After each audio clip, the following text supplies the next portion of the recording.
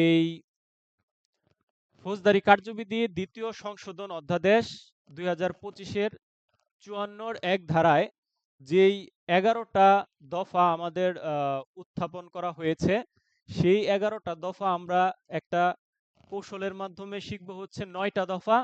আর দ্বিতীয় এবং তৃতীয়ত যেই দফা দুইটা আছে বা পয়েন্ট আছে, এই পয়েন্ট দুইটা আমরা শিখব হচ্ছে আরেকটা কৌশলের মাধ্যমে। তো সেই জন্য আমরা প্রথমে কৌশলটা লিখে নিচ্ছি, আবার রিভিশন দিচ্ছি। সবাই খুব মনোযোগ দিবেন। আশা করি আমরা এই 54 ধারাটা খুব সুন্দরভাবে শিখতে পারবো। তাহলে ট্রিক্সটা আমি লিখে নেই। ট্রিক্সটা নাম্বার 1 দিই আমি। এখানে হচ্ছে আ জস চো পু সা বি মু অ। আমরা জানি একজন পুলিশ অফিসার ম্যাজিস্ট্রেটের আদেশ ব্যতীত এবং বিনা পরোয়ানায় যে সকল ক্ষেত্রে গ্রেফতার করতে পারে, এটার জন্য আমরা এই কৌশলটা অবলম্বন করব। এক্ষেত্রে আমাদের প্রথমত আমরা আতে হচ্ছে আমলযোগ্য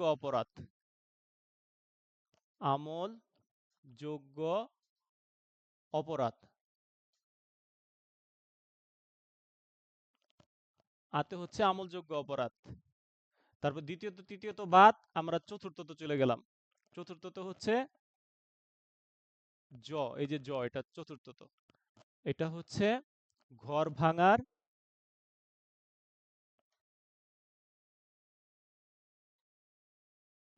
ভাঙার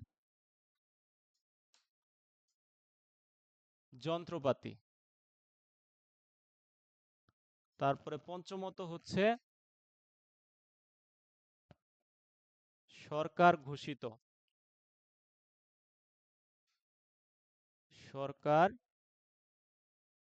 ঘোষিত।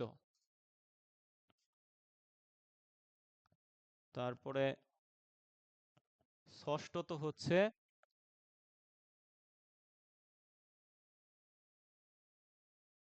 চোরাই সম্পত্তি।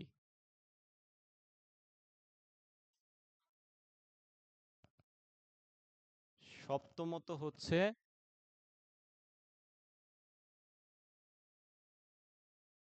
পুলিশের কাজে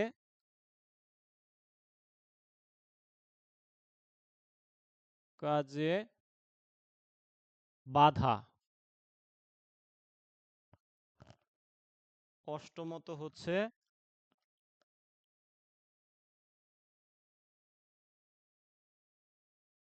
সামরিক বাহিনী।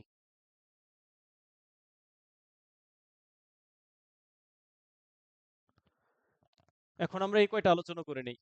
তাহলে প্রথমত হচ্ছে আমলযোগ্য অপরাধ। এটা দিয়ে আমরা কি বুঝলাম? পুলিশ অফিসারের উপস্থিতিতে যদি কোনো আমলযোগ্য অপরাধ সংগঠিত হয়, তখন উক্ত পুলিশ অফিসার বিনা পরোয়ানায় গ্রেফতার করতে পারে, প্রথমত। চতুর্থত হচ্ছে ঘর ভাঙার যন্ত্রপাতি। যার নিকট সন্দেহজনকভাবে ঘর ভাঙার যন্ত্রপাতি পাওয়া যাবে, উক্ত ব্যক্তিকে গ্রেফতারযোগ্য, মানে বিনা পরোয়ানায় গ্রেফতার করা যায়। সরকার কর্তৃক ঘোষিত ফৌজদারি অপরাধীকেও বিনা পরোয়ানায় গ্রেফতার করা যায়, সতে সরকার। চৌথ হচ্ছে চোরাই সম্পত্তি। যার নিকট চোরাই সম্পত্তি পাওয়া যাবে, তাকেও বিনা পরোয়ানায় গ্রেফতার করা যাবে। তারপরে পুতে হচ্ছে পুলিশের কাজে বাধা বা পলায়ন প্রতিরোধেও বিনা পরোয়ানায় গ্রেফতার করা যাবে। সাথে সামরিক বাহিনী, সেনানৌ বিমান বাহিনী কর্তৃক মানে বাহিনী থেকে পলায়নকৃত সদস্য বিনা পরোয়ানায় গ্রেফতারযোগ্য। তো এই প্রথমত থেকে অষ্টমত পর্যন্ত আমরা ক্লিয়ার করলাম, আবার রিভিশন দিলাম। এখন আমরা নবমত থেকে আবার করি, এটা মুছে দিলাম।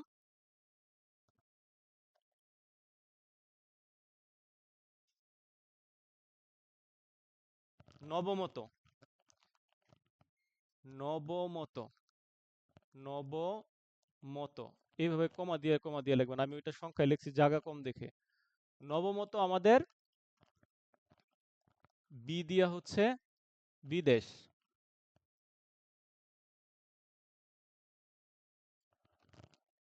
দশমত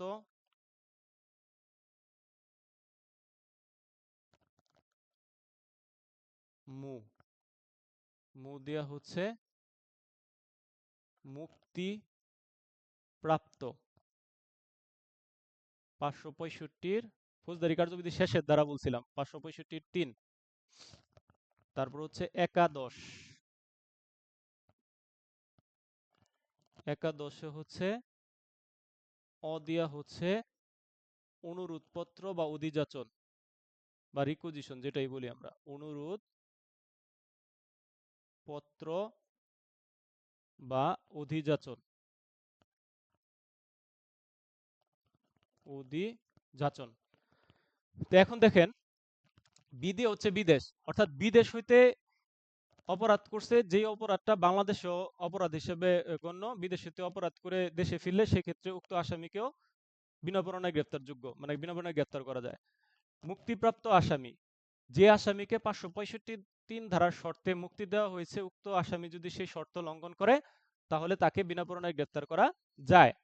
একাদশ 11 নাম্বার, যেটা যদি সিনিয়র অফিসারের কাছ থেকে কোনো আসামিকে বা গ্রেফতার করার জন্য অনুরোধপত্র বা অধিযাচন বা রিকুইজিশন পাওয়া যায়, সেক্ষেত্রে ওই পরোয়ানা ব্যতীতই উক্ত আসামিকে বিনা পরোয়ানায় গ্রেফতার করা যায়।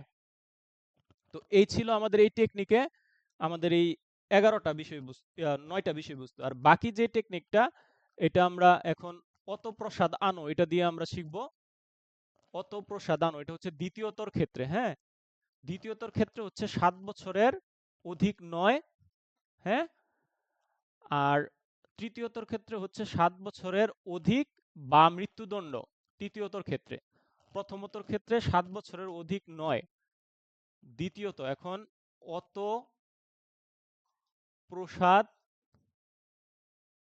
আনো,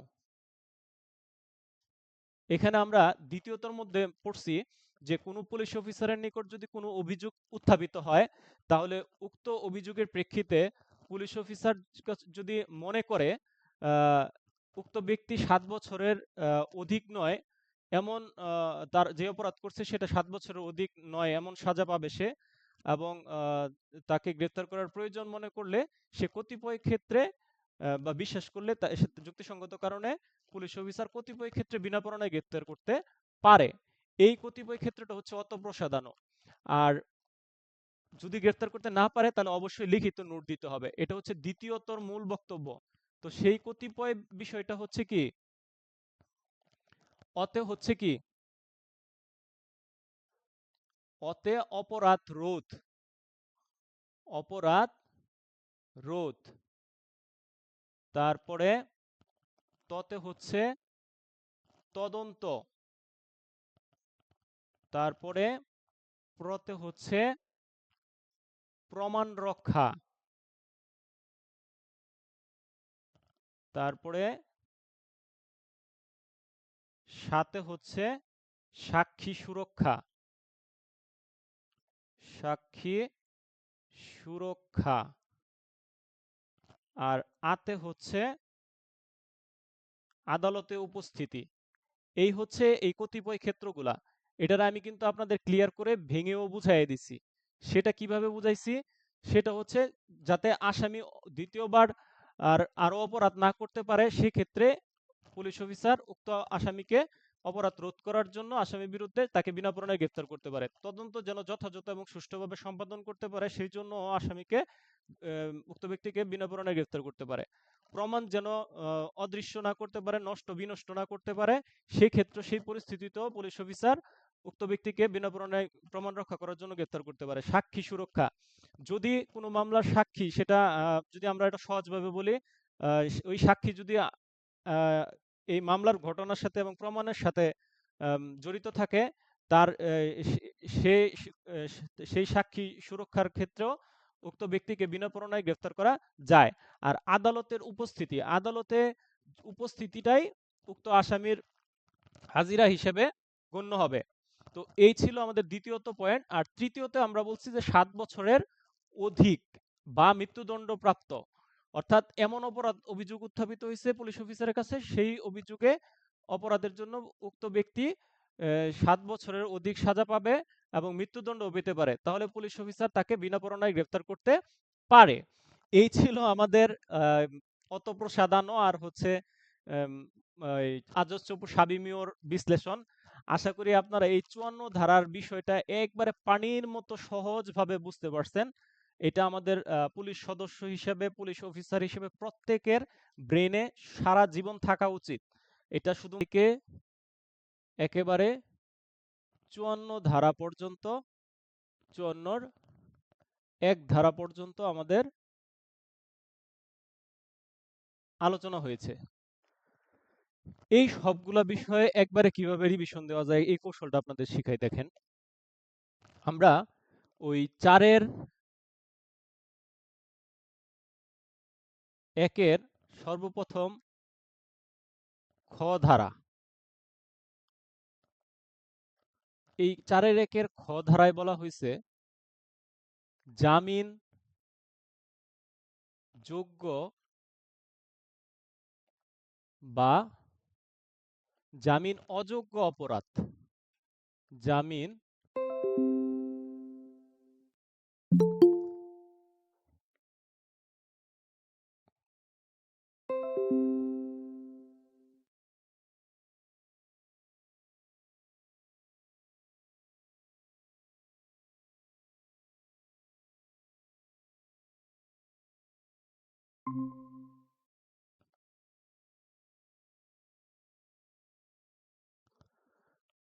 আচ্ছা, ৪-এর ১-এর খ ধারায় বলা হয়েছে জামিনযোগ্য,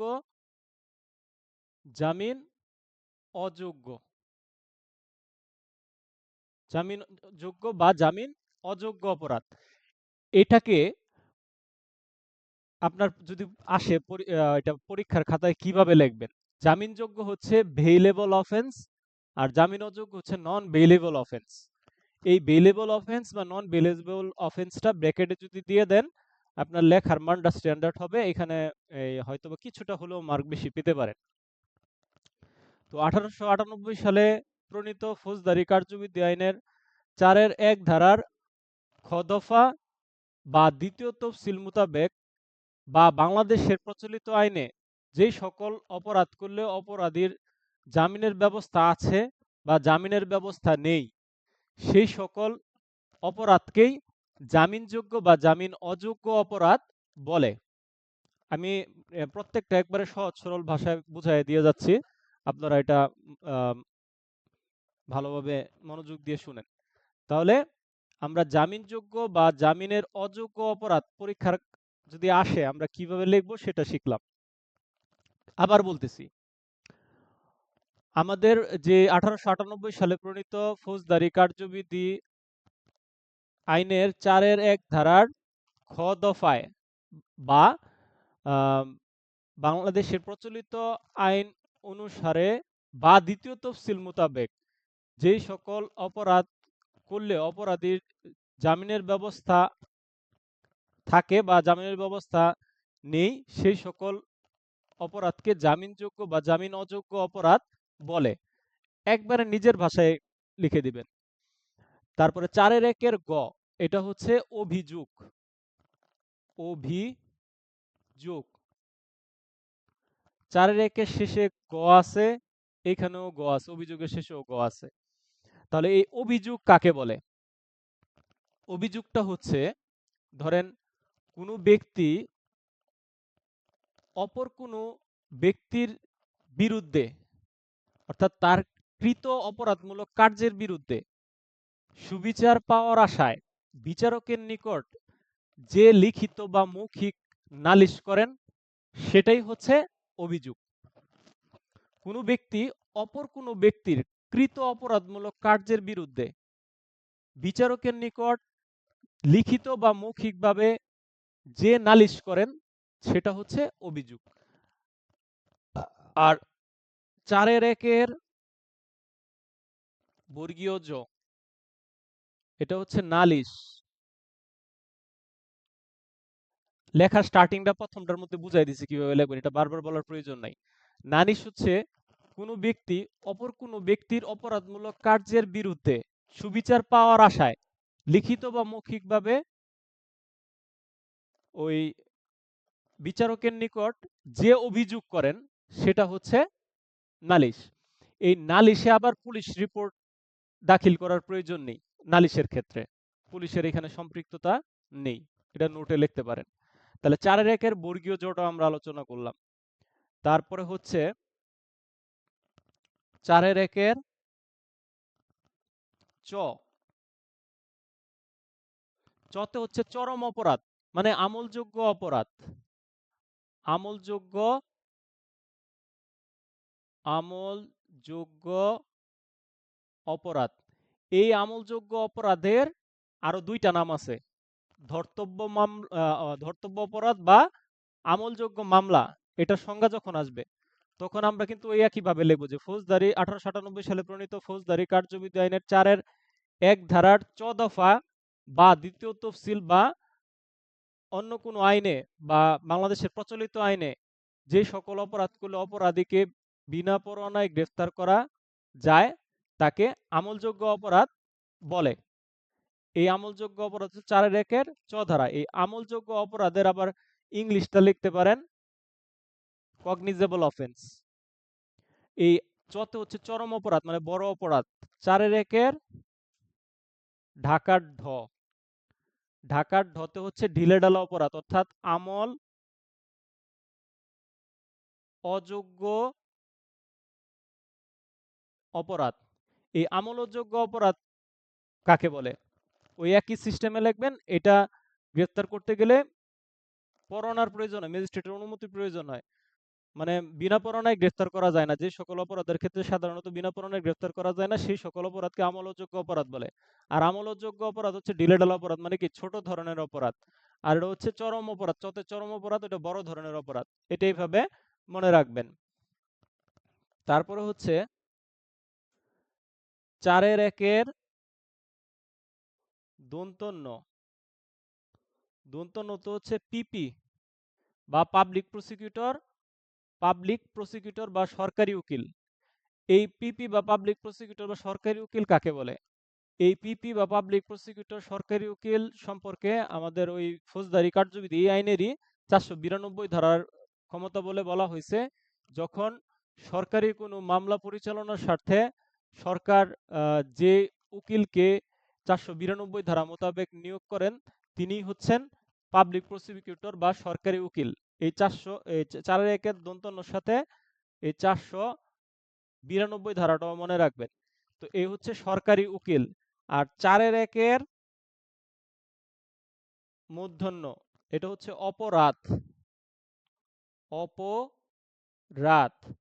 এই 4-1 মূর্ধন্যতে অপরাধের সংজ্ঞা আপনি আপনার মতো করে দিবেন যে আমাদের বাংলাদেশের প্রচলিত যে আইন আছে, আইনে যে সকল কাজ করতে নিষেধ করা হয়েছে সেই সকল কাজ করলে, আর যে সকল কাজ করতে নিষেধ করা হয়নি সেই সকল কাজ করলেও সেটা অপরাধ হিসেবে গণ্য হবে। একবার সিম্পল নিজের মতো করে আপনার লিখে দিতে পারেন। আর এখানে 4-1 মূর্ধন্যর সাথে আপনার পেনাল কোড বা পিসির আপনি 40 ধারাটা দিতে পারেন, এটার সাথে এটার কানেকশন আছে। আর আমাদের আমল অযোগ্য অপরাধের সাথে আপনারা ফৌজদারি কার্যবিধির 155 আর পুলিশ রেগুলেশন হচ্ছে 254 বিধি দিবেন। পিআর, এটা হচ্ছে পিআর, এটা হচ্ছে সিআরপিসি 254 সাথে 280ও দিতে পারেন, 613ও দিতে পারেন।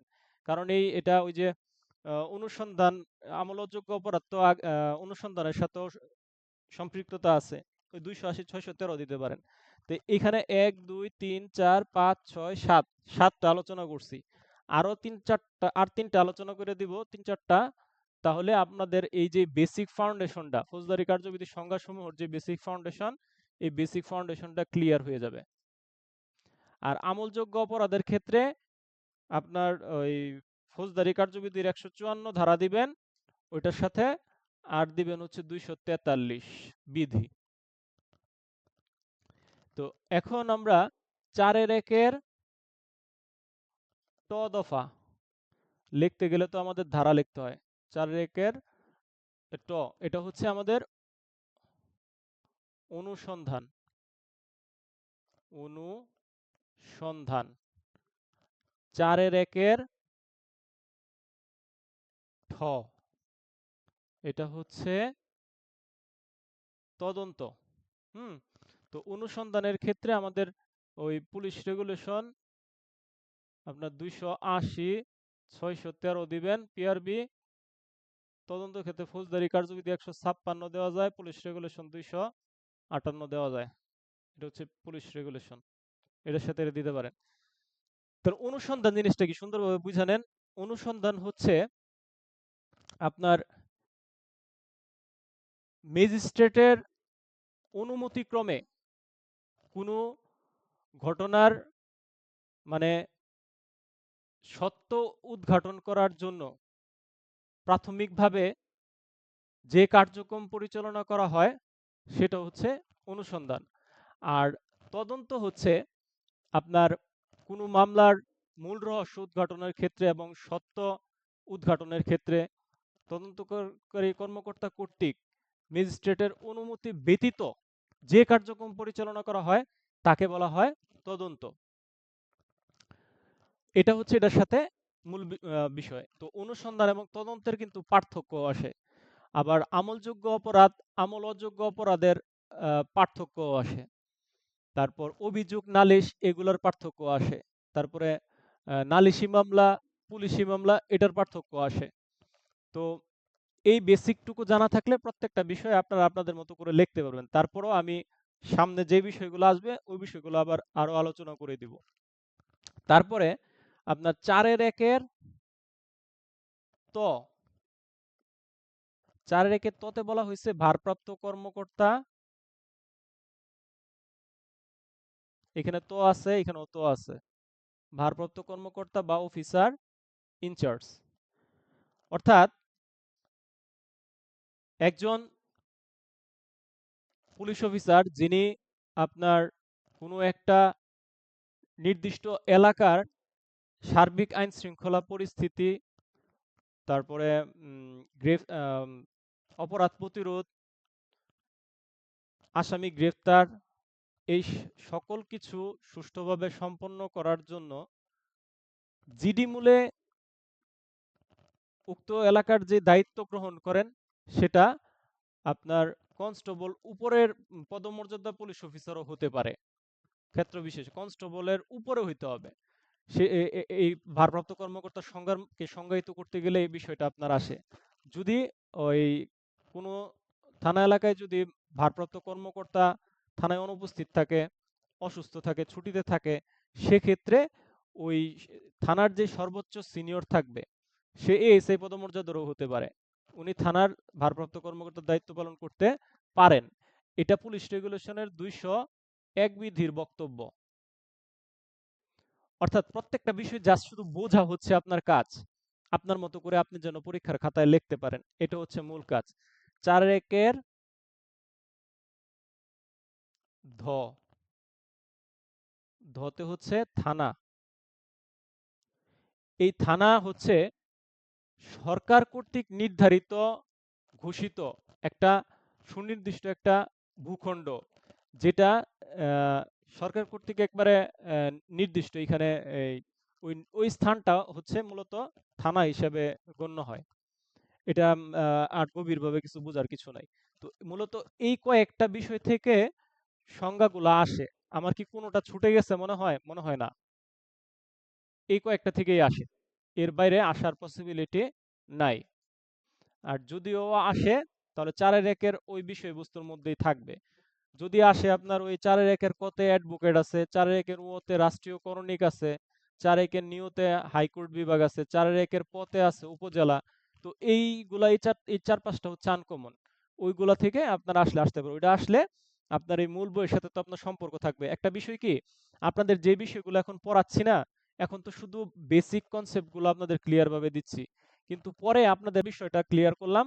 পরবর্তীতে আমরা 10, 11, 12, 10, 11, 12 আলোচনা করছিলাম। 10 দ্বারাই হচ্ছে নির্বাহী ম্যাজিস্ট্রেট, 11 দ্বারাই হচ্ছে জুডিশিয়াল ম্যাজিস্ট্রেট, 12 দ্বারাই হচ্ছে স্পেশাল ম্যাজিস্ট্রেট। নির্বাহী ম্যাজিস্ট্রেট বলতে কি বুঝেন? নির্বাহী ম্যাজিস্ট্রেট হচ্ছে আইন শৃঙ্খলা পরিস্থিতি এবং হচ্ছে ওই কি বলে প্রশাসনিক কার্যক্রম, এই ২ টা কাজের সাথে তারা জড়িত থাকে। এই নির্বাহী ম্যাজিস্ট্রেট কিন্তু আমাদের পুলিশের সাথেও জড়িত থাকে, আইন শৃঙ্খলা নিয়ন্ত্রণের মাঠে কাজ করে এই নির্বাহী ম্যাজিস্ট্রেট। অর্থাৎ এই নির্বাহী ম্যাজিস্ট্রেটকে সরকার একটা জেলায় নিয়োগ দেয়, সেই জেলায় জেলা জজ হিসেবে দেয়। সেই জেলায় অতিরিক্ত জজ থাকে এবং নির্বাহী ম্যাজিস্ট্রেট থাকে। নির্বাহী ম্যাজিস্ট্রেট যারা থাকে তারা সাধারণত জেলা ম্যাজিস্ট্রেটের জুনিয়র থাকে। সেক্ষেত্রে ওই জেলা ম্যাজিস্ট্রেটের কমান্ডে নির্বাহী ম্যাজিস্ট্রেটগণ জেলায় তাদের ক্ষমতা প্রয়োগ করতে পারেন। তবে আইন বলে প্রকৃতপক্ষে জেলা সমগ্র স্থানেই ওই নির্বাহী ম্যাজিস্ট্রেট তাদের ক্ষমতা প্রয়োগ করতে পারেন। যেহেতু এখানে জেলার সিনিয়র জেলা ম্যাজিস্ট্রেট, তাই উনি ওনাদের কিছু দায়িত্ব কর্তব্য বন্টন করে থাকেন। এটা নির্বাহী ম্যাজিস্ট্রেটের বক্তব্য।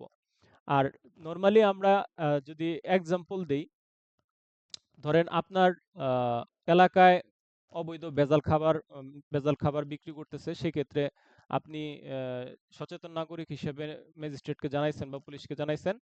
পুলিশের উপস্থিতি এবং নির্বাহী ম্যাজিস্ট্রেটের উপস্থিতিতে উক্ত ব্যক্তিকে জরিমানা আরোপ করার যে বিষয়টা, সেটা কিন্তু এই নির্বাহী ম্যাজিস্ট্রেট করতে পারে। আর এই জরিমানার আরোপের বিষয়টা আমরা কিন্তু বলছিলাম ২০০৯ সালের যে মোবাইল কোড আইন আছে ২০০৯ সালে, আবার ভোক্তাধিকার সংরক্ষণ আইন ওইটাও ২০০৯ সালে। ওই আইন বলে কিন্তু ওনারা এই ক্ষমতা প্রয়োগ করতে পারে। তারপরে এই যে ১১ ধারা, এই ১১ ধারা হচ্ছে জুডিশিয়াল ম্যাজিস্ট্রেট, মানে হচ্ছে বিচারিক ম্যাজিস্ট্রেট, বাংলা হচ্ছে বিচারিক ম্যাজিস্ট্রেট। ওই নির্বাহী ম্যাজিস্ট্রেটরা বিসিএস দিয়ে আসে, আর জুডিশিয়াল ম্যাজিস্ট্রেটরা বিজিএস, বাংলাদেশ জুডিশিয়ারি সার্ভিস। এটা একটা প্রতিযোগিতামূলক পরীক্ষা। এখানে সারা বাংলাদেশে ১০০-১০৩ জন নিয়োগপ্রাপ্ত হয় প্রতি বছর। তো ওই পরীক্ষা দিয়ে ওনারা আসে। তো তারাও কি হয়, এই তাদের কার্যক্রম কি? তারা হচ্ছে বিচারিক কার্যক্রম পরিচালনা করে। তারা সাধারণত ফৌজদারি যে অপরাধগুলা, ফৌজদারি অপরাধ বলতে দেহ সম্পর্কিত যে অপরাধগুলা, এই সম্পর্কিত অপরাধের তারা বিচার কার্যক্রম পরিচালনা করে। এক্ষেত্রে ছোট যে অপরাধগুলো আছে, সাধারণ অপরাধ, এই সাধারণ অপরাধ একজন জুডিশিয়াল ম্যাজিস্ট্রেট সেটার সাজা দিতে পারেন। যেমন একটা চুরির ঘটনা হইলে সেটার সাজা দিতে পারেন। আর বড় ধরনের অপরাধ হইলে, গুরুতর অপরাধ হইলে মুখ্য বিচারিক ম্যাজিস্ট্রেট এবং অতিরিক্ত মুখ্য বিচারিক ম্যাজিস্ট্রেট তাদের সাজা প্রদান দেওয়ার ক্ষমতা রাখে। এখানে শুধু এটুকু বিচারিক ম্যাজিস্ট্রেট বা জুডিশিয়াল ম্যাজিস্ট্রেট ১১ ধারায় এটুকু আমাদের বোঝার আছে।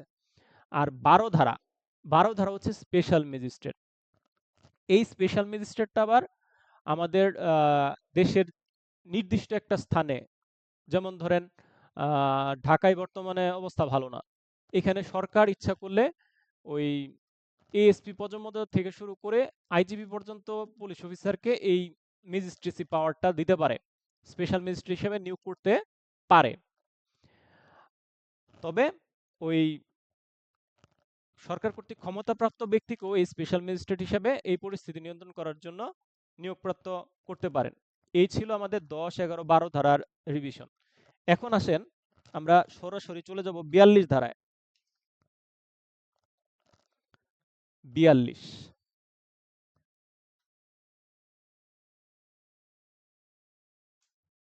৪২ ধারার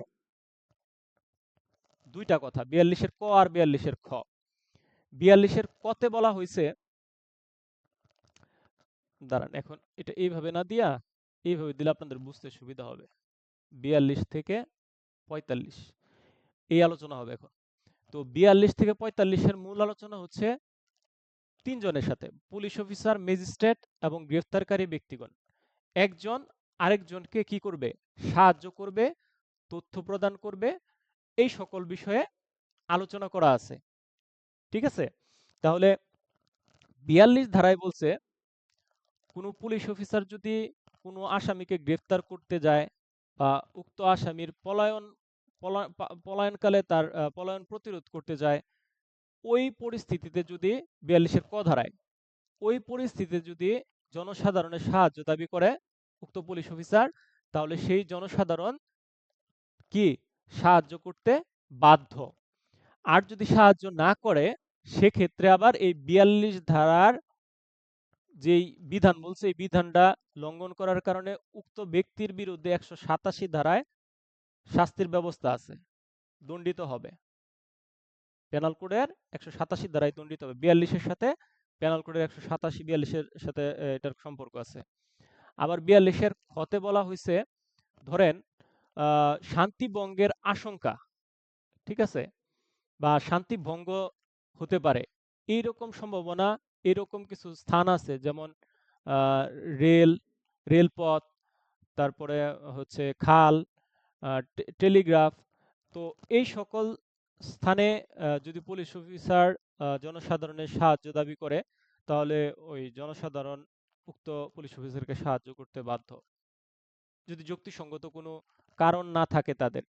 আর যদি না করেন, সেক্ষেত্রে ওই এই সেম প্রসিডিউর, ৪২-এর বিধান লঙ্ঘন করা, ৪২-এর খ ধারার বিধান লঙ্ঘন করে ১৮৭ ধারায় দণ্ডিত হবে।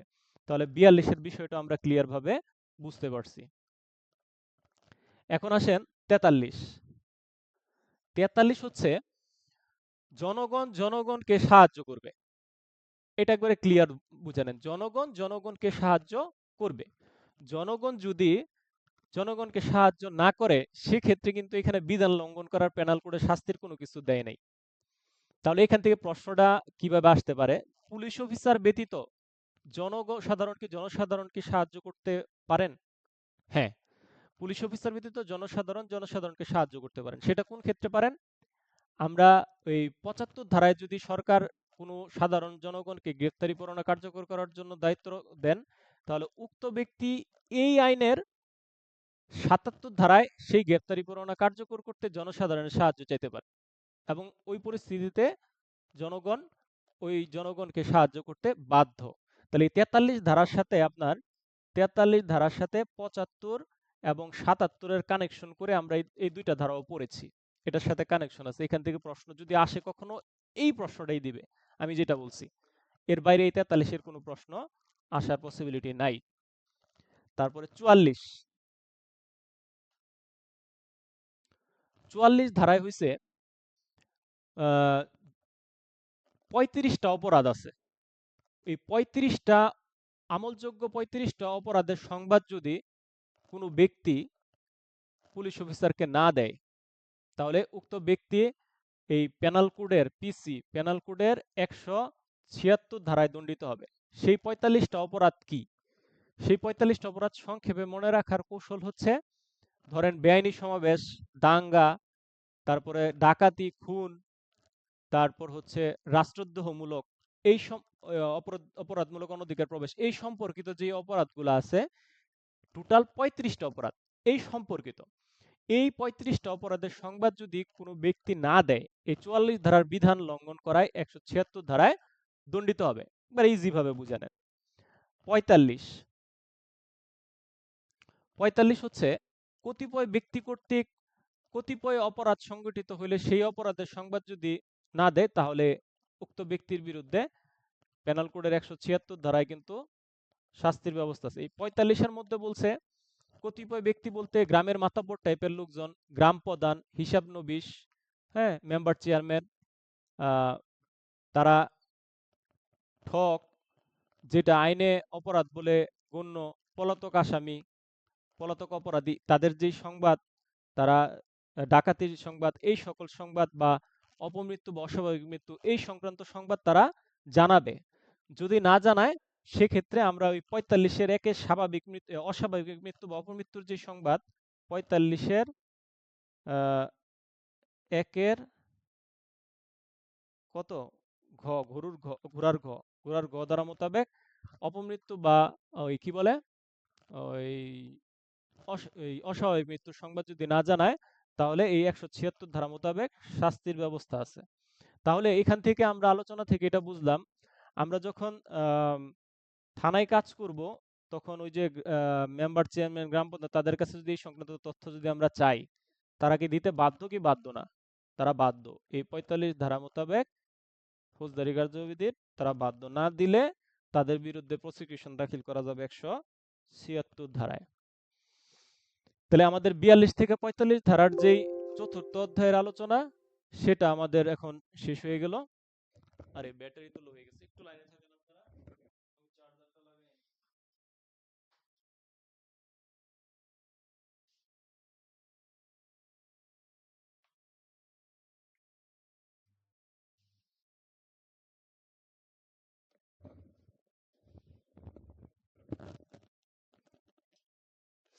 আচ্ছা, আমরা তো আমাদের যে আলোচনাটা হচ্ছে আমরা খুব সহজভাবে সবাই বুঝতেছি না? আর এই ৪২ থেকে ৪৫ এটা কিন্তু আমাদের চতুর্থ অধ্যায়ের আলোচনা। এখন আমরা আলোচনা করব ৪৬ থেকে একবারে ৫৩ পর্যন্ত। এখন দেখেন ৪৬ ধারায় বলা হয়েছে কি গ্রেফতার সম্পর্কিত আলোচনা, মানে গ্রেফতার বলতে কি বুঝেন যদি এটা আসে তখন আপনি এটা সংজ্ঞা কিভাবে লিখবেন। এখানে নরমালি ৪৬-এর ১, ৪৬-এর ২, ৪৬-এর ৩ এই তিনটা কথা আমাদের মনে রাখা খুব জরুরি। তো ৪৬-এর ১-এ বলা হয়েছে যে কিওয়ার্ডস গুলা, একে বলছে কথা বা কার্য। যদি কোনো অপরাধীকে কথা বা কার্য দ্বারা গ্রেফতার করা না যায় সেক্ষেত্রে উক্ত অপরাধীর দেহ স্পর্শ করে গ্রেফতার করতে হবে। এটা হচ্ছে ৪৬-এর ১ ধারা। ৪৬-এর ২-এ বলছে কৌশল, কৌশল অবলম্বন করে গ্রেফতার করতে হবে। অপরাধী যদি বল প্রয়োগ করে সেক্ষেত্রে আপনাকে কৌশল অবলম্বন করে গ্রেফতার করতে হবে। স্যার আমার একটা কথা জানার ছিল স্যার। বলেন। ছেচল্লিশের ১, ২, ৩ এটা আলাদা ধারা, আবার ছেচল্লিশের ক, ক, ক, তারপর ছেচল্লিশের ক, খ ওগুলো আলাদা ধারা। হ্যাঁ, ৪২-এর ক, ৪২-এর খ, ৪৬-এর ক হ্যাঁ আলাদা। মানে এই ৪৬-এর ১, ২, ৩ আলাদা আর ৪৬-এর ক, ৪৬-এর খ ওগুলা হচ্ছে আলাদা। এটার সাথে এটা সম্পৃক্ততা নাই। ওইটা আলাদা ধারা। আলাদা ধারা তো আমরা ওই সংশোধন অধ্যাদেশে আলোচনা করছি। এটা এখন আবার রিভিশন দেওয়াই দিব, তখন আরো ক্লিয়ার হবেন। আচ্ছা, আলোচনা শুনেন। আপনার হয়তোবা আলোচনার মধ্যে আপনার প্রশ্নের উত্তর থাকবে। তাহলে ৪৬-এর ২ পর্যন্ত বলছিলাম। ৪৬-এর ৩-এ বলছে আপনার মৃত্যুদণ্ড বা যাবজ্জীবন কারাদণ্ডে দণ্ডনীয়। যদি কোনো আসামি দণ্ডনীয় প্রাপ্ত কোনো আসামি থাকে সেক্ষেত্রে তার যদি সে বাধা বা পলায়নের ক্ষেত্রে উক্ত আসামির বাধা দেয় এবং পলায়ন করতে চায় সেক্ষেত্রে উক্ত আসামির মৃত্যু পর্যন্ত ঘটানো যাবে। এটা হচ্ছে ১৫৩-র গুড়ার গ বিধি। যদি মৃত্যুদণ্ড বা যাবজ্জীবন কারাদণ্ড দণ্ডনীয় আসামি না হয়ে থাকে এবং সে যদি বাধাও না দেয় বা আপনার পলায়নেরও চেষ্টা না করে সেক্ষেত্রে তার কিন্তু মৃত্যু ঘটানো যাবে না। এটাও এই ৪৬-এর ৩-এর বক্তব্যই। ওটা আলাদাভাবে নিজের জন্য এভাবে মনে রাখবেন। তাহলে আমরা ৪৬-এর ১, ২, ৩ ক্লিয়ার। এখন আমরা ৪৭ ওই সংশোধনী অধ্যাদেশটা শেষের দিকে আবার বলে দিব। এখন ৪৭, ৪৮ এটা বলতেছি। ৪৭ হচ্ছে ৪৭, ৪৮, ৪৯ তিনটা একবারে পড়াই দিই। ৪৭ হচ্ছে অনুমতি পেলে, ৪৮ হচ্ছে অনুমতি না পেলে, আর ৪৯ হচ্ছে আটক অবস্থায় থাকলে। অর্থাৎ ৪৭ ধারায় বলা হয়েছে যদি কোনো ব্যক্তিকে গ্রেফতার করা প্রয়োজন হয়, সেই ব্যক্তি যদি কোনো আবদ্ধ স্থানে আহ, থাকে, উক্ত ব্যক্তিকে গ্রেফতারের জন্য মালিকের অনুমতি নিতে হবে, অনুমতি নিয়ে গ্রেফতার করতে হবে। আর ৪৮ ধারায় যদি এই মালিক অনুমতি না দেয় তাহলে দরজা জানালা ভেঙে, অনুমতি না পেলে কি করবেন আর কি, ৪৮ হচ্ছে অনুমতি না পেলে দরজা জানালা ভেঙে আপনার ঘরে প্রবেশ করে আবদ্ধ স্থানে প্রবেশ করে তাকে গ্রেফতার করতে পারবেন। আর এই ক্ষেত্রে কোনো পরোয়ানার প্রয়োজন নাই, ওয়ারেন্ট ছাড়াই আপনি এই গ্রেফতার কার্যক্রম পরিচালনা করতে পারবেন। ৪৯ ধারায় বলা হয়েছে আপনি ওই আবদ্ধ স্থানে গিয়ে যদি আটকা পড়েন সেক্ষেত্রে আবার দরজা জানালা ভেঙে ৪৯ ধারায় আপনি বের হয়ে আসতে পারবেন। এই হচ্ছে ৪৭, ৪৮, ৪৯-এর আলোচনা। আশা করি বুঝতে পারছেন। তারপরে ৫০ ধারা। ৫০ হচ্ছে বল প্রয়োগের সীমারেখা। অর্থাৎ আপনি যখন গ্রেফতার কার্যক্রম পরিচালনা করবেন সেক্ষেত্রে আইনে আপনার যতটুকু বল প্রয়োগ করার ক্ষমতা দেওয়া হয়েছে তার অতিরিক্ত বল প্রয়োগ করতে পারবেন না। ঠিক আছে? এটাই বলছে যে বল প্রয়োগের সীমারেখা। আপনি যদি তার অতিরিক্ত বল প্রয়োগ করেন তাহলে আপনার বিরুদ্ধে আবার পেনাল কোডের ২২০ ধারা মোতাবেক কিন্তু ব্যবস্থা আছে। এইটা হচ্ছে ৫০ ধারার মূল বিষয়বস্তু। আর ৫১ ধারায় আমাদের কিন্তু ওই বলা হয়েছে যে আটক ব্যক্তির যে দেহ তল্লাশি সংক্রান্ত বিধান এবং গ্রেফতারের পর করণীয় কি, এটা আমাদের যেই সংশোধনী অধ্যাদেশ সেই সংশোধনী অধ্যাদেশে ৫১ ধারার মূল আলোচনাটা চলে আসছে। ওখানে বলা হয়েছে আপনার কোনো ব্যক্তিকে আপনার পরোয়ানা সহ বা পরোয়ানা ছাড়া যখন কোনো ব্যক্তিকে গ্রেফতার করেন, উক্ত ব্যক্তির যদি জামিনের ব্যবস্থা থাকে তাহলে তো থাকলো, আর জামিনের ব্যবস্থা যদি না থাকে তাহলে তো তার দেহ তল্লাশি করতে হবে, বা জামিনদার যদি না থাকে এই দেহ তল্লাশি করে তার নিকট যে পরিধেয় বস্ত্র আছে সেই পরিধেয় বস্ত্র ব্যতীত যে জিনিসগুলো পাওয়া যাবে তার একটা তালিকা প্রস্তুত করতে হবে। সেই তালিকাটা আবার উক্ত ব্যক্তিকে 1 কপি প্রদান করতে হবে। তবে শর্ত থাকে যে যদি এই মহিলা হয়ে থাকে উক্ত আসামি, দেহ তল্লাশির ক্ষেত্রে অবশ্যই একজন মহিলা পুলিশের দ্বারা তল্লাশি করাইতে হবে। তার কাছে যেই আহ, শঙ্খ, চুরি, আয়না থাকবে সেগুলো নেওয়া যাবে না, এগুলো তার কাছেই থাকবে।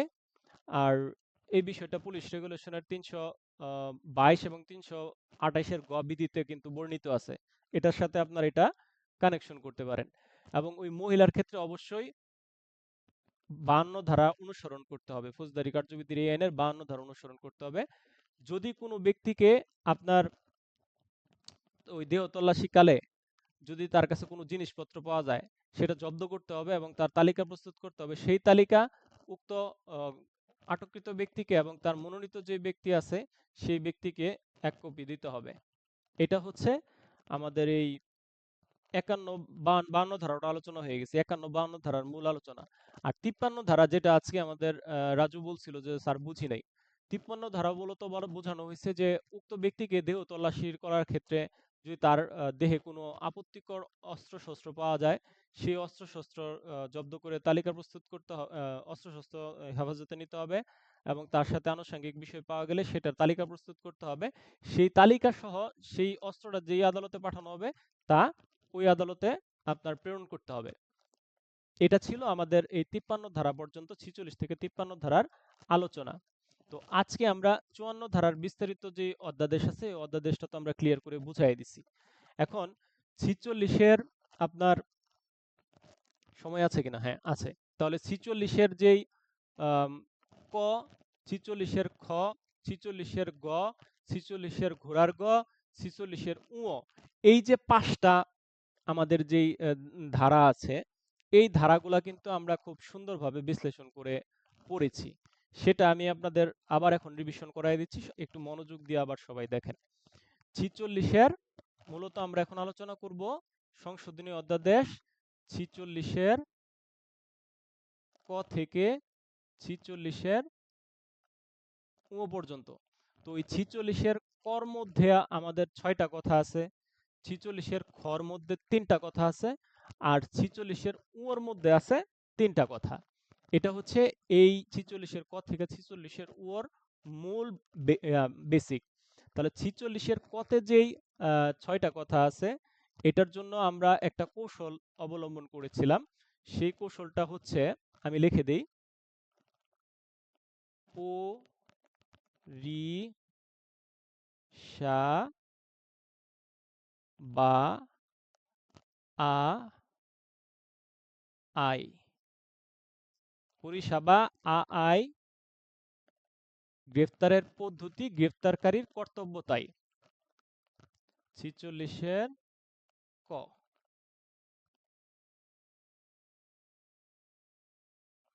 তাহলে পরিষেবা আ আই, এই 46-এর কতে মূলত বলা আছে 46-এর যে ক এটার ভিতরে 6টা কথা, এই 6টা কথা আমরা আলোচনা করব।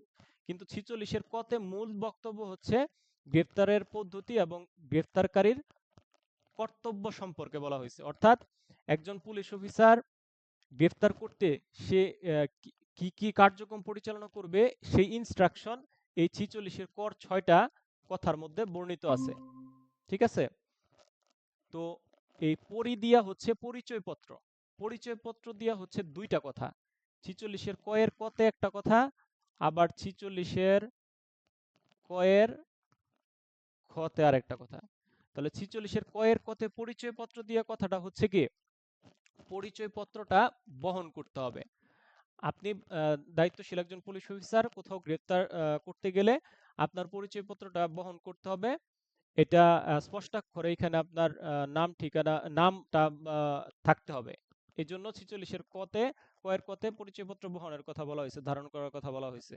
আর 46-এর কয়ের খতে এই পরিচয়পত্র দিয়ে আরেকটা কথা, সেটা হচ্ছে পরিচয়পত্র দৃশ্যমান রাখতে হবে, মানে পরিচয়পত্রটা দেখাতে হবে। ওইখানে উপস্থিত যে ব্যক্তিবর্গ আছেন ওনারা পরিচয়পত্র দেখতে চাইলে অবশ্যই পরিচয়পত্র দেখাইতে হবে। 46-এর কয়ের খ, তারপরে 46-এর কয়ের গ,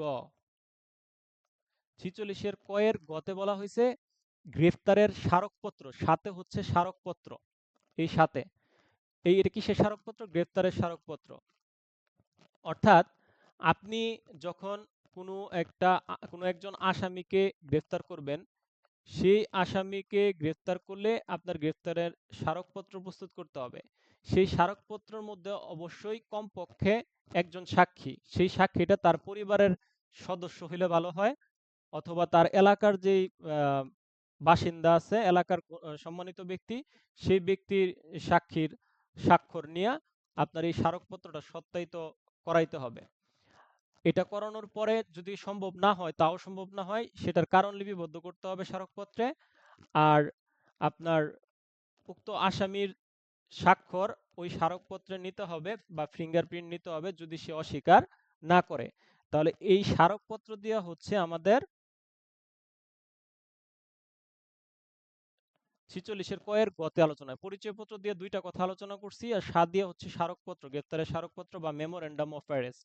বা বা দিয়ে হচ্ছে 46-এর কয়ের গোড়ার ঘ, বা দিয়ে হচ্ছে কি বাসার বাহিরে। এই বাসার বাহিরে যদি কোনো আসামিকে গ্রেফতার করা হয়, তাহলে অবশ্যই ওই যাকে গ্রেফতার করা হয়েছে উক্ত ব্যক্তিকে কোন স্থান থেকে গ্রেফতার করা হয়েছে, কখন গ্রেফতার করা হয়েছে, কি কারণে গ্রেফতার করা হয়েছে, এই সকল বিষয় 12 ঘন্টার মধ্যে, বা দিয়া 12, বা দিয়া বাসার বাইরে 12 ঘন্টার মধ্যে 12 ঘন্টার মধ্যে অবশ্যই তার নিকটতম আত্মীয় স্বজন বা তার বন্ধু বান্ধব বা তার মনোনীত ব্যক্তিকে জানাতে হবে। 46-এর কয়ের গোড়ার ঘ, 46-এর কয়ের উ, এখানে বলা হয়েছে আতে হচ্ছে আঘাতের চিহ্ন, আঘাতের চিহ্ন। যদি আসামির শরীরে আঘাতের চিহ্ন থাকে, সেক্ষেত্রে আপনি দায়িত্বশীল একজন পুলিশ অফিসার হিসেবে আপনার কাজ হচ্ছে উক্ত আসামির চিকিৎসা নিশ্চিত করা। এক্ষেত্রে মেডিকেল অফিসার দিয়ে চিকিৎসা করাইতে হবে, পরীক্ষা করাইতে হবে। মেডিকেল অফিসার না থাকলে নিবন্ধন যে রেজিস্ট্রার বা প্র্যাকটিশনার থাকবে তাদের দিয়ে চিকিৎসা করাইতে হবে। এবং চিকিৎসা শেষে অবশ্যই আঘাতের চিহ্ন, কি কারণে কিসের চিহ্ন, কি কারণে সেই আঘাতপ্রাপ্ত হয়েছে, সে তার অসুস্থতার সংক্রান্ত যে সার্টিফিকেট, সেই সার্টিফিকেট সনদটা ডাক্তারের কাছ থেকে নিতে হবে, এবং তাকেও ওই গ্রেফতারকৃত ব্যক্তিকেও 1 কপি দিতে হবে। 46-এর কয়ের চ, সর্বশেষ, এটা হচ্ছে আইনজীবী। আইনজীবী অর্থাৎ যাকে আপনি গ্রেফতার করছেন, তাকে এখানেও 12 ঘন্টার কথা বলা হয়েছে। এই 12 ঘন্টার মধ্যে, গ্রেফতারের পরবর্তী সময় 12 ঘন্টার মধ্যে অবশ্যই আইনজীবী, তার পছন্দের আইনজীবীর সাথে পরামর্শ করার সুযোগ দিতে হবে, এবং আত্মীয় স্বজনের সাথেও দেখা করার সুযোগ দিতে হবে। এটা আমাদের বাংলাদেশ সংবিধান 32 অনুচ্ছেদেও বলা আছে। তো এই ছিল আমাদের 46-এর কয়ের যে 6টা কথা: পরিষেবা আই, গ্রেফতারের পদ্ধতি ও গ্রেফতারকারীর কর্তব্য তাই। এই টেকনিকে পুরা 6টা বিষয় মনে রাখা। তাহলে ক শেষ, এই কর আলোচনা শেষ। এরপর আমরা বলছিলাম খতে হচ্ছে 3টা কথা। 46-এর খ, 46-এর খ, 46-এর খ এর 1, 46-এর এখানে আবার 1 2 এইভাবে দেওয়া, খ এর 2, 46-এর খ এর 3। তাহলে 46-এর খ এর 1, 46-এর খয়ে মূলত কি বলছে? 46-এর খয়ে বলা হয়েছে আপনার অফিসের যেই অফিসিয়াল যে রেজিস্টার আছে এবং জিডি আছে, এই জিডি রক্ষিত অফিসিয়াল রেজিস্টার এবং জিডিতে গ্রেফতার সম্পর্কিত সকল তথ্য লিপিবদ্ধ করতে হবে এবং ওই তথ্য প্রদানও করতে হবে। এই সংক্রান্ত আলোচনা হচ্ছে 46-এর খয়ে। তো 46-এর খয়ের 1-এ বলা হয়েছে আপনার ওই থানার যে রক্ষিত রেজিস্টার আছে, এই রক্ষিত রেজিস্টারে কোনো আসামিকে গ্রেফতার করলে যিনি গ্রেফতার করবেন, ওই গ্রেফতারকারী অফিসার, যাকে গ্রেফতার করা হবে, ওই গ্রেফতারকৃত ব্যক্তি, তারপরে ওই গ্রেফতারকৃত ব্যক্তির যে আত্মীয় স্বজন বা প্রতিবেশী, এই সকলের এই গ্রেপ্তার সম্পর্কিত সকলের যে নাম ঠিকানা আছে এই সকল কিছু এটার মধ্যে সংরক্ষণ করতে হবে বা লিপিবদ্ধ করতে হবে ৪৬-এর ক্ষয়ের ১ ধারায়। ৪৬-এর ক্ষয়ের ২ ধারায় বলা হয়েছে যদি আসামিকে ওই উক্ত পুলিশ অফিসারের যেই থানায় কর্মরত আছে তার থানায় যুক্ত এলাকায় ওই এলাকায় গ্রেফতার করা হয় তাহলে সেটা জিডিতে নোট দিতে হবে, তার থানায় জিডিতে নোট দিতে হবে। কিন্তু ওই থানা এলাকার বাহিরে মানে অন্য থানা এলাকা বোঝানো হয়েছে মূলত, আপনারা গভীরভাবে বিষয়টা পড়ে দেখেন। অন্য থানা এলাকায় যদি গ্রেফতার করেন আপনার ওই উক্ত থানার যেই অফিসার ইনচার্জ আছে ভারপ্রাপ্ত কর্মকর্তা ওনাকে ওই যে গ্রেফতারের স্মারকপত্রটা প্রস্তুত করবেন তার অনুলিপিটা দিতে হবে, উনি আবার সেটা জিডিতে লিপিবদ্ধ করবেন। এই ৪৬-এর ক্ষয়ে মূলত এই কথা বলা হয়েছে রিপোর্টের বিষয়টা। রিপোর্ট রিপোর্ট বলতে ওই যে স্মারকপত্র নিজ থানা এলাকায় অন্য থানা এলাকায় কিভাবে ইয়া করবে এই বিষয়ে আলোচনা করা হয়েছে। ৪৬-এর ক্ষয়ের ৩-এ হয়েছে এই ৪৬-এর ক্ষয়ের ১ আর ৪৬-এর ক্ষয়ের ২-এ যেই তথ্যগুলা আপনার সংগ্রহ করা হয়েছে ওই রক্ষণাবেক্ষণকারী অফিসার এই সংক্রান্ত তথ্য তার যে আত্মীয় স্বজন বা প্রতিবেশী যদি জানতে চায় বা দাবি করে যা জানতে চাই সংক্রান্ত বিষয় সকল কিছু জানাইতে বাধ্য থাকবে ৪৬-এর ক্ষয়ের ৩ ধারা মোতাবেক। তাহলে ৪৬-এর ক্ষয়ের মূল যে বক্তব্য ৩টা কথা এটা আমাদের শেষ। এখন ৪৬-এর গতে আসেন আলোচনা করি। ৪৬-এর শুধু গ এখানে একটা কথাই বলা আছে। ৪৬-এর গতে বলছে আপনার মনোনীত যেই অফিসার থাকবে অর্থাৎ জেলা হলে পুলিশ সুপার কর্তৃক, জেলার পুলিশ সুপার, মেট্রোপলিটন হলে পুলিশ কমিশনার কর্তৃক, ক্ষেত্রমতে যদি সদর দপ্তর হয় বা মেট্রোপলিটন সদর দপ্তর হয় সেখানে বা থানায় হয় একজন এএসআই পদমর্যাদার পুলিশ অফিসার মনোনীত করতে হবে। এই গ্রেফতার সম্পর্কিত যাবতীয় তথ্য উনি সংরক্ষণ করবেন এবং ক্ষেত্র বিশেষে থানার যে ডিজিটাল ডিসপ্লে থাকবে সেখানে ওই গ্রেফতারকারী ব্যক্তির গ্রেফতার সম্পর্কিত সকল তথ্য দৃশ্যমান রাখতে হবে। এই বিষয়ে নির্দেশনা দেওয়া আছে ৪৬-এর গ ধারায়। ৪৬-এর গুড়ার ঘ এই গুড়ার ঘতে বলছে যেই ব্যক্তিকে গ্রেফতার করা হয়েছে ওই গ্রেফতারকৃত ব্যক্তির চিকিৎসা এবং নিরাপত্তা নিশ্চিত করা এটা বলা হয়েছে। আপনি হেফাজতকারী যেই ব্যক্তি থাকবে উক্ত ব্যক্তির চিকিৎসা এবং নিরাপত্তা নিশ্চিত করার তার কর্তব্য হিসেবে বিবেচিত হবে ৪৬-এর ঘ। আমাদের ৪৬-এর যে ধারা আছে ৪৬-এর ধারার মধ্যে আমাদের শুধুমাত্র ৩টা কথা আছে। এই ৩টা কথা কি? ওই কোনো ব্যক্তি যখন অসুস্থ হবে বা আঘাতের চিহ্ন পাওয়া যাবে সেক্ষেত্রে ওই দায়িত্বপ্রাপ্ত কর্মকর্তার এবং ওই চিকিৎসারত যিনি চিকিৎসা দেন ওই চিকিৎসকের কি কার্যক্রম এই সম্পর্কে বলা আছে ৪৬-এর ধারায়। প্রথমে বলা হয়েছে যদি কোনো ব্যক্তির আসামির আঘাতের চিহ্ন বা অসুস্থ হয়ে যায় সেক্ষেত্রে তাকে নিকটতম হাসপাতালে নিয়ে চিকিৎসা করাইতে হবে মেডিকেল অফিসার দ্বারা। যদি মেডিকেল অফিসার না থাকেন সেখানে নিবন্ধক যেই রেজিস্টার প্রাপ্ত যেই ডাক্তার থাকবেন চিকিৎসক থাকবেন তাকে দিয়ে চিকিৎসা করাইতে হবে এবং তার পরীক্ষা নিরীক্ষাগুলা করাইতে হবে। ৪৬-এর ২ ধারায় বলছে রিপোর্ট সংক্রান্ত বিষয় অর্থাৎ তাকে যে পরীক্ষা নিরীক্ষা করা হয়েছে এই সংক্রান্ত বিষয়। ৪৬-এর ১-এ আবার শর্তের কথা বলা আছে, তবে শর্ত থাকে যে মহিলা হলে মহিলা চিকিৎসক দ্বারা চিকিৎসা করাইতে হবে এবং মহিলা অ্যাটেন্ডেন্টের মাধ্যমে তার চিকিৎসা ব্যবস্থা করতে হবে। ৪৬-এর ২ ধারায় বলা হয়েছে যে যদি আপনার কি হয় রিপোর্টের বিষয়টা পুলিশ অফিসারকে চিকিৎসক কি কারণে অসুস্থ হয়েছে এর পরীক্ষার রিপোর্ট, তারপরে আঘাতের চিহ্ন কিসের এটা এই সংক্রান্ত সার্টিফিকেট পুলিশ অফিসারকে এক কপি দিবে অনুলিপি, আবার হচ্ছে ওই অসুস্থ ব্যক্তি যে গ্রেফতারকৃত ব্যক্তি তাকে দিবে বা তার মনোনীত কোনো ব্যক্তিকে দিতে হবে। এখানে ৪৬-এর ২ ধারায় এটা বলছে। আর ৪৬-এর ৩ ধারায় আসামি এমন অসুস্থ হয়ে গেছে যে অবস্থায় ম্যাজিস্ট্রেটের কাছে উপস্থিত করা হইলে হাজির করা হইলে ম্যাজিস্ট্রেট তাকে চিকিৎসার জন্য আদেশ দিবেন এবং এই শর্তে আদেশ দিবেন যে তাকে যখন বিচারক কার্য বা বিজ্ঞ আদালতের কার্যক্রম পরিচালনার স্বার্থে তাকে প্রয়োজন হলে অবশ্যই সে ওই ভিডিও লিংকের মাধ্যমে সে হাজির হবেন। যদি তার শারীরিক অবস্থা ওইরকম ইয়া থাকে, না আসার মতো অবস্থা থাকে। এটা এখানে 46 এর ওয়ার্ড ৩ ধারায় বলা হয়েছে। তো এই ছিল আমাদের অধ্যাদেশ সম্পর্কিত আলোচনা, এবং আমরা ৪ এর ১ থেকে অর্থাৎ ৫৪ এর ১ ধারা তো আজকে শুরুতেই ক্লিয়ার করে দিয়েছি। এই ছিল আমাদের সমগ্র আলোচনা। তো এর পাশাপাশি আমাদের পুলিশ আইনের ২৩ ধারাটা আমরা আলোচনা করেছিলাম। এটা আর আমি বোর্ডে লিখতেছি না। বইপক্ষ নিবিয়ে অবিগ্রে পুলিশের দায়িত্ব কর্তব্য, এটা বইতে হচ্ছে উপযুক্ত কর্তৃপক্ষ কর্তৃক যে বৈধ আদেশ দ্রুত পালন বা কার্যকর করা, পথে হচ্ছে উপযুক্ত কর্তৃপক্ষ কর্তৃক যে বৈধ পরোয়ানা আছে দ্রুত তামিল বা কার্যকর করা, আর ক্ষতে হচ্ছে অপরাধের খবর মানে শান্তিরক্ষা সম্পর্কিত যেই সংবাদ আছে তা যথাস্থানে রিপোর্ট বা প্রেরণ করা, বা অপরাধের খবর যথাস্থানে প্রেরণ করা। তারপরে এই অপরাধ নিবারণ, অপরাধ প্রতিরোধ বা নিবারণ করা বলা আছে। তারপরে বিরক্তিকর কার্য বা পাবলিক নুইসেন্স নিবারণ করা, অপরাধের বৃত্তান্ত অনুসন্ধান বা উদ্ঘাটন করা, তারপরে বিচারার্থে আসামিকে বিজ্ঞ আদালতে প্রেরণ করা, আর গ্রেফতারযোগ্য সকল আসামিকে গ্রেফতার করা।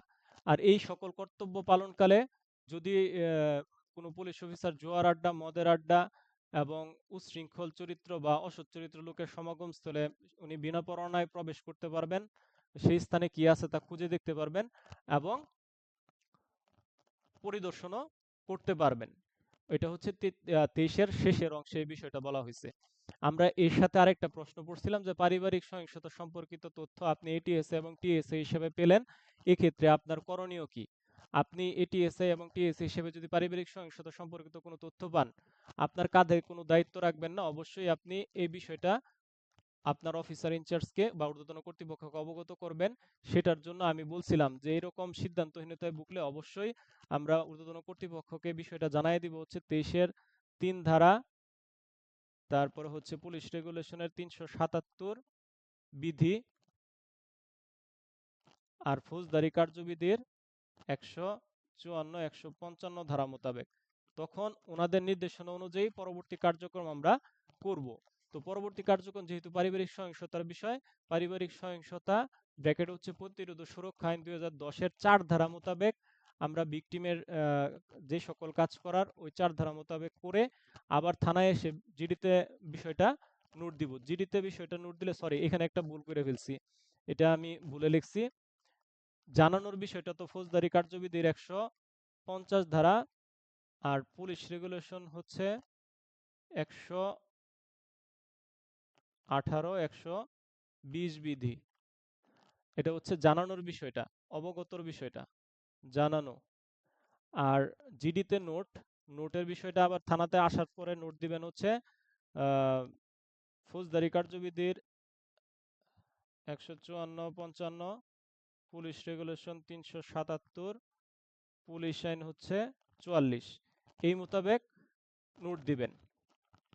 আর আমাদের গ্রেফতারের পরে করণীয় কি বা আটককৃত ব্যক্তির দেহ তল্লাশি সম্পর্কিত আলোচনা আমরা কিন্তু আমাদের যে আজকের আলোচনা ছিল ৫১ ধারা, ওই ৫১ ধারায় কিন্তু করে দিছি সেই সংশোধনীয় অধ্যাদেশ। এই বিষয়টাতে বলা আছে, এবং পুলিশ আইনের যে একটা বিষয় টানতে বলছিলাম সেটাও বলা আছে। আর আইনসঙ্গত হেফাজত থেকে আসামি পলায়ন করলে করণীয় কি, এই বিষয়টা ৬৬ ৬৭ যখন আসবে তখন আবার আমি বিস্তারিত এটা বুঝাই দেবো। এটা আপনাদের পরীক্ষায় এটার এই প্রশ্ন এবার দিব না। আমি যেই বিষয়গুলো আলোচনা করছি এর মধ্যেই আপনাদের পরীক্ষার প্রশ্নগুলো হবে, এর বাইরে কিছু আসার সম্ভাবনা নাই। এবং বিভাগীয় পদোন্নতি পরীক্ষায় যদি কিছু আসে, আপনাদের এই কয়দিনের যে ক্লাসটা করলাম এই ক্লাসের বিষয়বস্তুর মধ্যেই আসবে, এর বাইরে আসা ইম্পসিবল।